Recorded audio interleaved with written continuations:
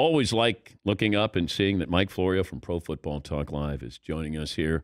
Busy morning here, Mike. Now, you guys broke the story on Pro Football Talk Live that the Jets have been sent home, players and coaches, and the Cardinals aren't sure what's going on and when they fly in. So how long does the NFL wait to make a decision, or are we looking at another Tuesday night game?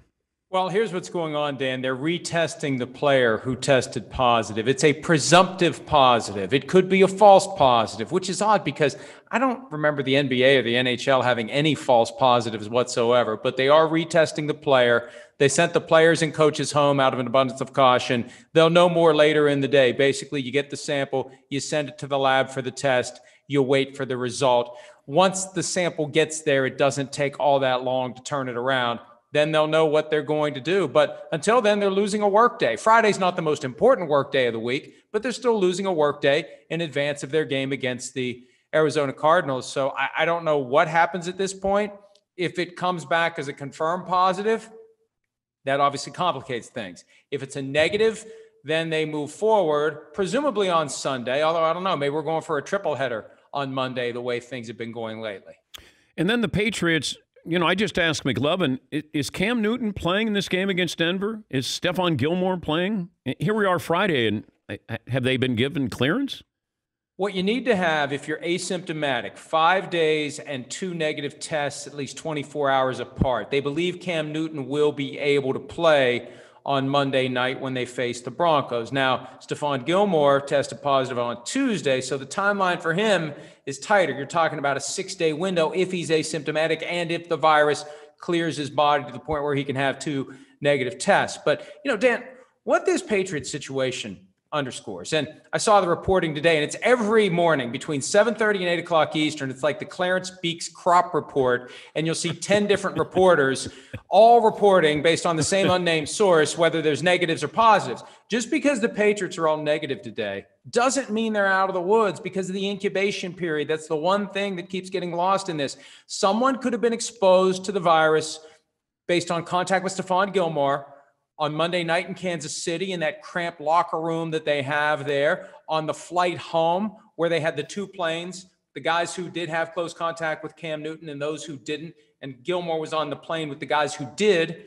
And then you've got an incubation period that could hit tomorrow, Sunday, Monday with another positive. So every day that the news comes back clean, that isn't time to exhale. It's just exhale for now until tomorrow when we get the next round of tests.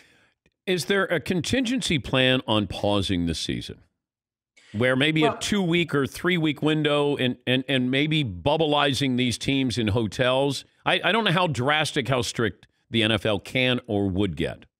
I think that those 2 options don't have to happen together. You don't have to pause the season if you're going to have home market bubbles, which I've been saying for well over a week now. Yeah. They need to do. I mean, what's happened is the NFL basically has had the bullet graze its ear, and they've decided to keep going full speed ahead.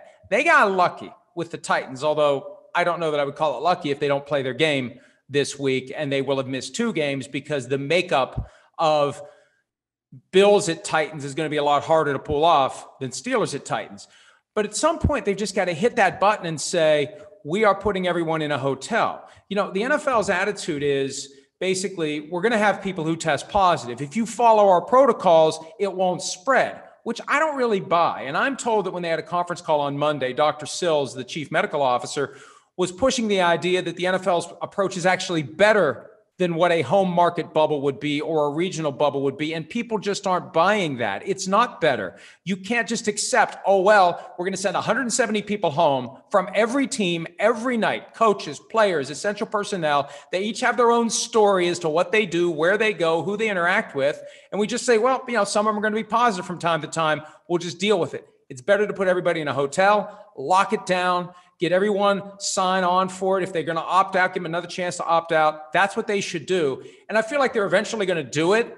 They're just going to wait a little bit longer until there's an incident worse than what we've seen in Tennessee. And there's been this talk, and my source said that when he listens to the show, he goes, people keep saying, well, just move the season back a couple of weeks.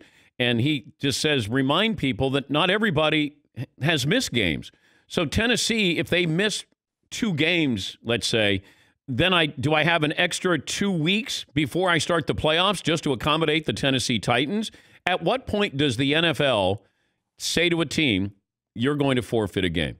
Well, you've raised two very good points there. Let me address the scheduling realities first. I was on with Chris Mad Dog Russo earlier this week, and he had an idea that pissed me off because it's one of those things I wish I'd thought of it. Instead of just tacking a week of games onto the end of the season and then having the teams that are in the first round bye, there's only 2 this year, 1 in each conference, go 3 weeks between games. You just take week 17 as is, make it week 18, play the makeup games week 17, however many there need to be. Now, some teams may need more than 1, which would be a problem, but always make the last weekend of the regular season whatever your week 17 currently is, that crescendo that we love every year where everyone plays on the same day and all the playoffs are determined, and then no one goes 3 weeks between games on the back end. I like that. As to forfeits, here's the problem.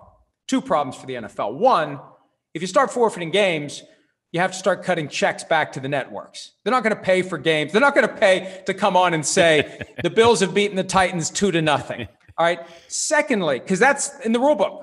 If there's a forfeit, final score 2-0. Second thing, the players have agreed not to be paid for games that are suspended or canceled. They haven't agreed to not be paid for games that are forfeited. That creates an issue between the league and the union, because if you forfeit a game, well, if this game between the Bills and Titans gets forfeited because the Titans have just been a mess over the past 2 weeks, the Bills players, do you deprive them of their game check? Well, why should they not get paid? They're ready to go. And I think they should get the Titans paycheck. The Titans should pay the Bills payroll that week. That should be part of the penalty if that ever happens. When you saw Brady put up 4 fingers last night, wasn't he referring to the fact that Patrick Mahomes was the 4th player on the NFL's top 100 list? Maybe that's what it was? Look, hey, when your 2 biggest selling points are your brains and your experience, and you have the Brian Hoyer moment, it's a perfect bookend. Brian Hoyer thinks he's got a timeout. He does the Chris Webber thing on Monday night, and then you turn around and Tom Brady thinks he still has another down, which means he wouldn't have thrown the ball down the field on what was 4th and 5, unless he was trying to pull a Jedi mind trick on the officials, which would have been awesome if that's what he was trying to do. What was it, Missouri? Colorado, the 5th down game, right? If he was trying to pull that off, great. But based on the way everybody talked about it after the game, no, Tom just forgot it was 4th down, which is stunning for any starting quarterback, but especially stunning for him. What was more surprising, that Brady didn't know it was 4th down, or Bruce Arians after the game said, yes, Tom knew it was 4th down? Well, I think Bruce learned after calling Brady out repeatedly after the week 1 game that you really don't want to do that with Tom Brady. And so he was just throwing him a little lifeline there. Surely he knew no, he didn't know. And Arians knows he didn't know, but there's nothing to be gained by throwing Tom Brady under the bus. I mean, the reality is, that was the final moment that things fell apart. But my God, if the Buccaneers could have at least blocked a little bit last night, it never would have come to that. Fewer flags the first month. Last night didn't follow the company line, party line, but is this a directive, do you think, from the NFL to the officials of let's be a little looser here and not be the story? Well, yeah, and that's what Walt Anderson, the new supervisor of officials, told NFL media week 2. He didn't put it in those terms, but he said the focal point is clear and obvious violations, which means there's going to be some stuff you can get away with. Now, then the coaches adjust to the things you can get away with. Last night, some of the holding fouls looked like the fouls that would be called if you're not looking for clear and obvious. So, it's always a moving target. Peter King made that point today on PFT Live, that the officiating changes every year. And it's unfortunate. It should always be the same standard. But the end result has been you get some of these college-style, exciting 35, 32, 41, 38 games. I like that. Now, last night's game was exciting, 20-19, but it didn't have the offense that we've gotten accustomed to. And so it's always going to adjust. It's always going to adapt. And there's always going to be a directive to the officials as to how the league wants games officiated. That's just part of the sport. Thank you, Mike. Have a great weekend. Thanks, Dan. See you, pal. That's Mike Florio, Pro Football Talk Live co-host. And they broke the news that the Jets have gone home because they presumptive positive test with one of their players who they're going to retest.